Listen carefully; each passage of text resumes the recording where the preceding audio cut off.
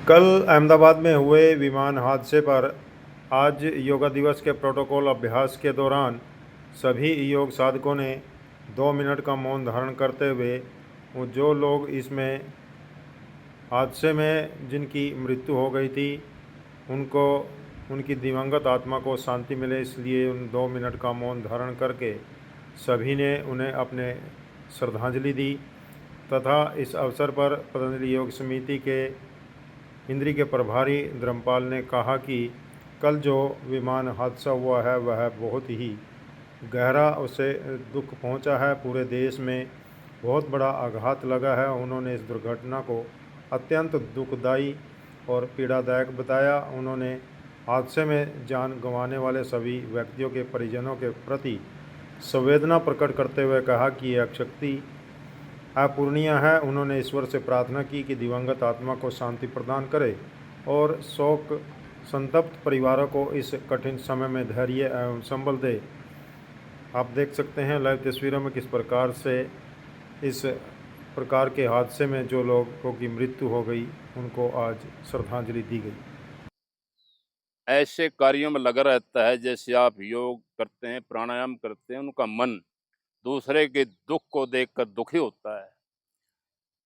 कल ये खबर देखते रहे इतना दुख प्राप्त हुआ कि परमात्मा में क्या लीला है।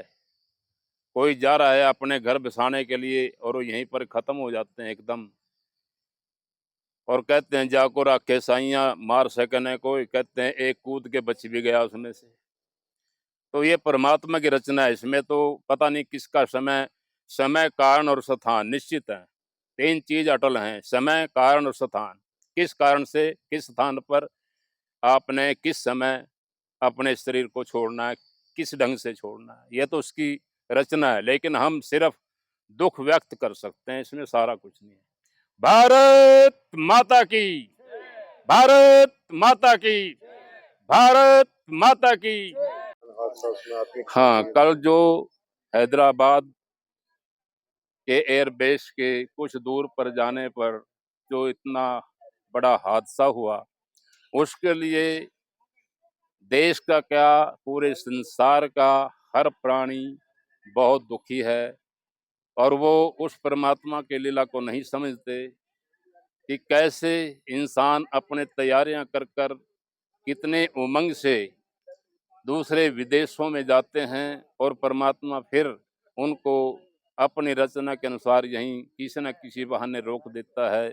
ये उसकी रचना है, ईश्वर की सृष्टि है।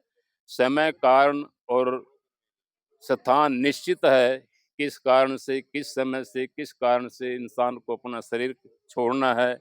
ये हादसा इतना दुखदाई है, जो भी इसको देखता है, पढ़ता है, सुनता है, उसको बहुत ही बड़ा दुख होता है। और यहाँ तक कि खाना खाने को भी दिल नहीं करा, जल तक पीने को दिल नहीं करा। कैसे उनकी दर्दनाक मौत हुई होगी, बच्चों की, औरतों की, जवानों की, बुजुर्गों की, किस ढंग से उनके श्वास निकले होंगे, वो तो वही जाने या परमात्मा जानता है।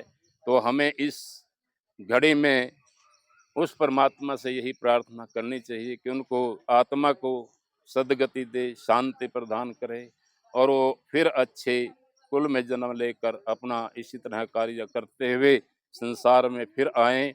ये परमात्मा पर छोड़ देना चाहिए कि जो भी दुख देता है कर्मों के अनुसार परमात्मा हर इंसान को, हर प्राणी को देता है, उसको हमें सहन करने की शक्ति रखनी चाहिए। और ये शक्ति जब ही आएगी जब हम अपने शरीर को अच्छे कार्यों की तरफ लगाएंगे, अच्छी सोच विचार की तरफ लगाएंगे, तभी हम अपने दुख को भी सहन कर सकते हैं और दूसरों का ढाढ़स भी बधा सकते हैं।